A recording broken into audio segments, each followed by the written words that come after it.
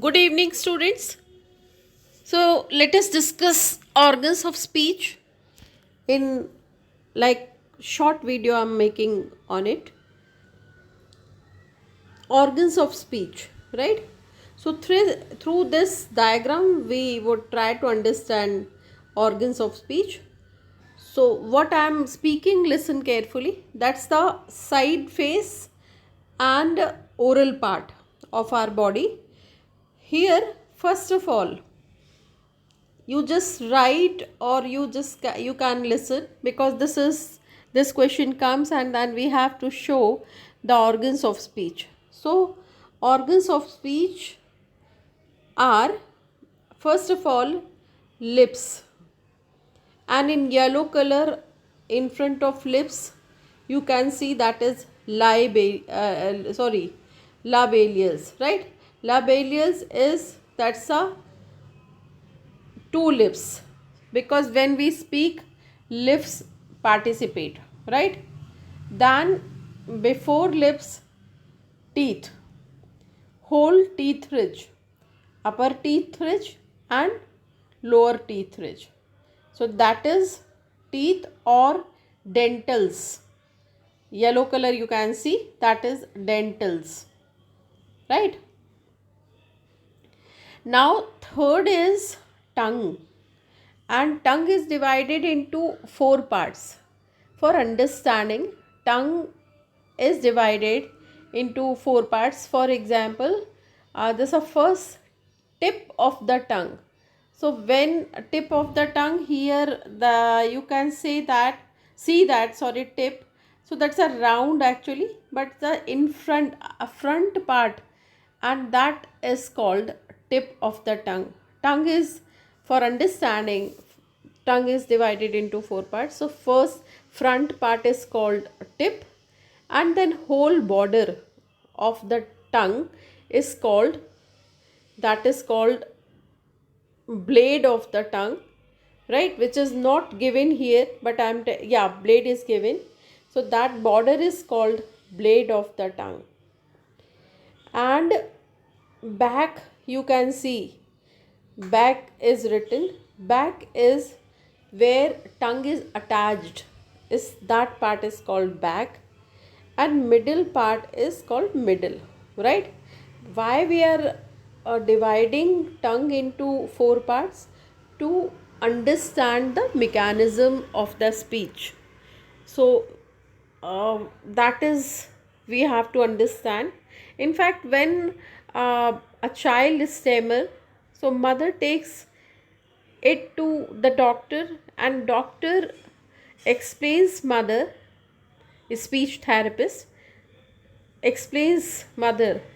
For a while you can understand this way. Doctor says to mother that uh, if tongue is divided into four parts, then you have, they used to give some eatable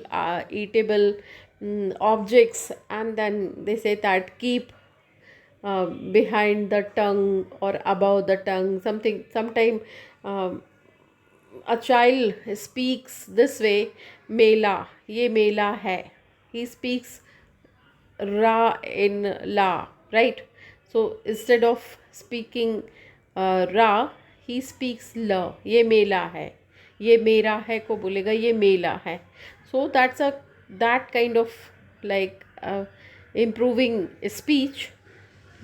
Speech therapist says or advises mother to think this way, and then he explains that you have to put eating objects here and there, and then definitely child improves. Okay, come to the point. So first part is lips, second one is teeth, and third one is tongue. Tongue tongue has four parts. Front part is tip, border is blade, where tongue is attached, that is back, and middle part of tongue is called middle part, we can say, right? Now above the lips, we see that two nostrils are there in human body. which are also which participate in speech when we speak something. So that is called that nostril. And then here you can say that you can see the nasal cavity. Nasal cavity, like that is uh, after nostril, the passage is called nasal cavity, right? And one more thing, that is alveolar ridge. Alveolar ridge is, that's a after teeth ridge, upper teeth ridge, there is a chorus part which is called alveolar ridge, or yellow color, that is alveolars, right? So this is called alveolar ridge or alveolars. Then alvo palatal, right? Alvo palatal, behind alveolus, the part is called, soft part is called palatal, right? And behind palatal, palate or palatals, the place is called palate or palatals, right? Now moving to next one, that is velum or velars, right? Velum, that part is called velum actually, velum, and then velars.